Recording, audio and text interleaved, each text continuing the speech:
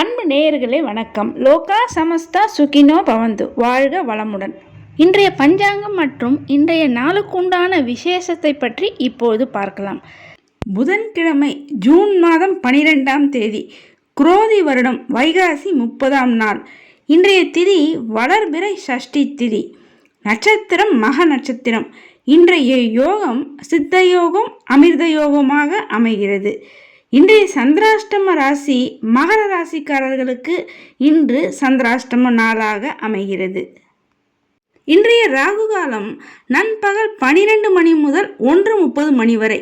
இன்றைய யமகண்டம் காலை 7:30 மணி முதல் 9 மணி வரை. இன்றைய குளிகை நேரம் காலை 10:30 மணி முதல் நண்பகல் 12 மணி வரை. இன்றைய நல்ல நேரம் என்கின்ற சுபஹோரைகள் காலை 6 மணி முதல் 7:30 மணி வரை, 9 மணி முதல் 10 மணி வரை, நண்பகல் 1:30 மணி முதல் 3 மணி வரை, மாலை 4 மணியிலிருந்து 5 மணி வரை, இரவு 7 மணி முதல் 10 மணி வரை. இன்றைய நாள் புதன்கிழமையும் மக நட்சத்திரமும் வளர்பிறை சஷ்டி திதியும் இணைந்த சித்தயோகம் அமிர்த யோகமும் கூடிய ஒரு முழு சுபமுகூர்த்த நாளாக இன்றைய நாள் அமைகிறது. எனவே அனைத்து சுபகாரியங்கள் செய்வதற்கு இது ஒரு மிக சிறப்பான நாளாகும். திருமண சம்பந்தமான ஏற்பாடுகள் செய்வதற்கும், வரன் பார்க்க பெண் வீட்டார் மாப்பிள்ளை வீட்டார்கள் சந்தித்து பேசுவதற்கு இன்றைய நாள் ஒரு மிக சிறந்த நாளாக அமைகிறது. மேலும் ஆயுதம் பயில்வதற்கும், வாஸ்து பூஜை செய்வதற்கும், மந்திர பிரயோகம் செய்வதற்கும், மாங்கல்யம் செய்வதற்கு போன்ற அனைத்து சுபகாரியங்கள் செய்வதற்கு இது ஒரு மிக சிறப்பான நாளாக இன்றைய நாள் அமைகிறது. இனி இன்றைய கிரக நிலவரத்தை பார்க்கலாம். மேஷத்தில் செவ்வாய், ரிஷபத்தில் சூரியன் சுக்கிரன் குரு, மிதுனத்தில் புதன், சிம்மத்தில் சந்திரன், கன்னியில் கேது, கும்பத்தில் சனி, மீனத்தில் ராகு. இனி இன்றைய நாளுக்குண்டான சிறப்பை பற்றி பார்க்கலாம். இன்றைய நாள் வளர்பிறை சஷ்டி விரதம் என்றும் ஆரண்ய கௌரி விரதம் என்று பஞ்சாங்கத்தில் போடப்பட்டிருக்கும். கார்த்திகை மற்றும் வைகாசி மாதம் என்பது முருக வழிபாட்டிற்கு மிக மிக சிறந்த மாதங்களாகும்.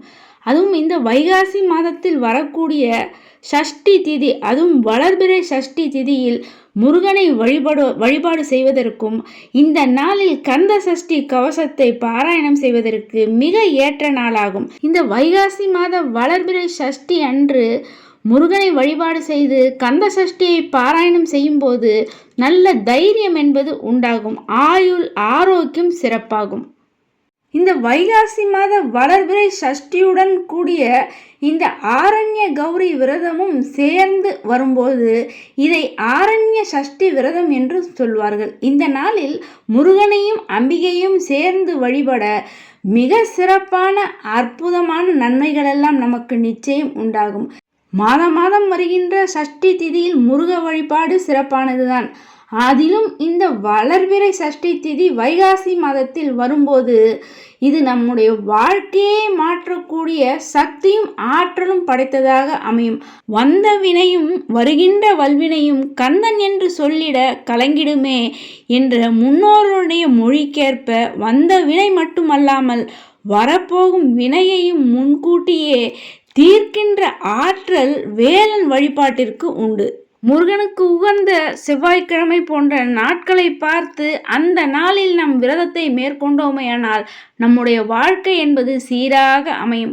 முருகனுக்கு உகந்த நட்சத்திர நாளில் நம் விரதத்தை மேற்கொண்டோமையானால், அதாவது கிருத்திகை, விசாகம், இந்த நட்சத்திரங்கள் வரும் நாட்களில் நம் முருகனை நினைந்து விரதத்தை மேற்கொண்டோமையானால் நம்முடைய வாழ்க்கையானது உச்சத்தை தொடும் வகையில் அமையும்.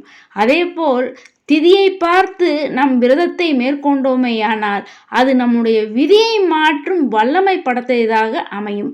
எனவே ஒருவருக்கு விதி மாற வேண்டுமேயானால் திதியை பார்த்து அந்தந்த திதிக்குரிய தெய்வத்தை வழிபாடு செய்வது சிறப்பாக அமையும்.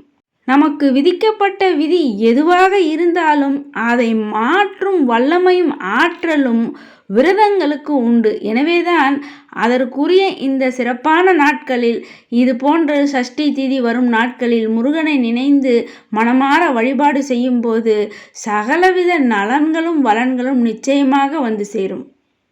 வளர்பிறை சஷ்டி திதியன்று முருகனை நினைத்து மனதார நாம் முழு நம்பிக்கையுடன் முருகனை நினைத்து விரதத்தை மேற்கொண்டு வழிபாடு செய்தோமேயானால் நமக்கு புத்திர பேரு மட்டுமல்லாமல் புகழ், கீர்த்தி, செல்வாக்கு போன்ற 16 விதமான செல்வங்களும் அனைத்துமே நமக்கு கிடைப்பதோடு சகலவித செல்வ வளத்துடன் வாழ்வதற்கு இந்த வழிபாடு, அதாவது இந்த சஷ்டி திதியில் நாம் மேற்கொள்ளும் வழிபாடானது நமக்கு நிச்சயம் கை கொடுக்கும். சஷ்டி திதி என்று நீங்கள் மறக்காமல் முருகனுக்கு விரதம் இருந்து அன்றைய தினம் ஓம் சரவணபவா முருகா என்று நீங்கள் மனமுருகி சொல்லும்பொழுது, முருகா என்று ஒரு முறை நீங்கள் சொல்லும் அந்த சொல்லிலேயே முருகனோடு சேர்ந்து மும்மூர்த்திகளும் உங்களுக்கு அருள் வழங்க வந்துவிடுவார்கள்.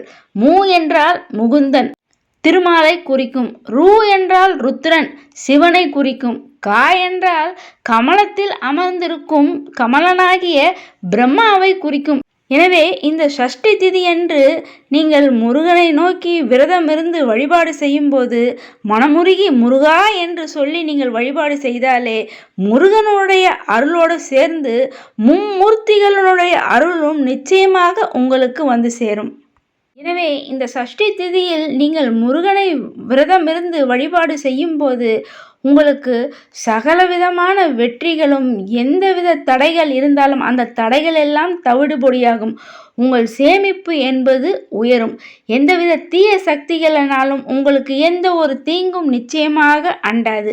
நாளென் செய்யும் வினைதான் என் செய்யும், என்னை நாடி வந்த கோலன் செய்யும் கொடுங்கூற்றேன் செய்யும், குமரேசர் இரு தாளும் சிலம்பும் சதங்கையும் சண்முகமும் தோளும் கடம்பும் எனக்கு முன்வந்து தோன்றிடினே. இந்த பாடலுக்கேற்ப இந்த சஷ்டி திதியில் நாம் முருகப்பெருமானை வழிபாடு செய்து சகலவிதமான அருள்களோடு சந்தோஷமான வாழ்க்கையை நிச்சயமாக அமைத்து கொள்ள முடியும். அடுத்ததாக இன்றைய நாளின் மற்றொரு முக்கியமான சிறப்பு ஆரண்ய கௌரி விரதம். அதாவது ஆரண்யம் என்றால் காடு. அம்பிகையின் தெய்வீக சக்தி அனைத்திலும் இருக்கிறது. காடு, மலை, மரங்கள், நதி என அனைத்து இயற்கை வடிவங்களிலும் தெய்வீக சக்தியின் வெளிப்பாடாக நாம் பூஜிப்பது நம்முடைய பாரம்பரிய வழிபாட்டு முறைகளில் ஒன்று. அடர்ந்த காட்டில், அதாவது வனரூபமாக இருக்கக்கூடிய அம்பிகையை நாம் இந்த நாளில் வழிபாடு செய்வதே ஆரண்ய கௌரி விரதம் அல்லது வனகௌரி விரதம் என்று அழைப்பார்கள். இந்த நாளில் உங்கள் இல்லங்களுக்கு அருகில் உள்ள அடர்ந்த காடுகளில் உள்ள அம்பாளை நீங்கள் இந்த நாளில் வழிபாடு செய்யும்போது நிச்சயமாக இல்லத்தில் உள்ள பெண்களுக்கு மன நிம்மதி, நல்ல வாழ்க்கையில் முன்னேற்றம் என்பது நிச்சயம் உண்டாகும். அடர்ந்த காடு உள்ள கோயிலில் தான் சென்று வழிபாடு செய்ய வேண்டும் என்பதில்லை. உங்கள் இல்லங்களுக்கு அருகில் உள்ள ஆலயங்களுக்கு சென்றும் அங்குள்ள அம்பாள் சந்நிதியில் நீங்கள் அம்பாளை மனமாற நீங்கள் பிரார்த்தனை செய்து வழிபாடு செய்யலாம். அல்லது காளியம்மன், மாரியம்மன், இப்படி அம்பாளை நீங்கள் எந்த ரூபத்திலும் இந்த நாளில் வழிபாடு செய்ய பூஜை செய்து நீங்கள் வழிபாடு செய்யும் போது நிச்சயமாக நினைத்த காரியங்கள் அனைத்திலும் வெற்றி என்பது உண்டாகும்.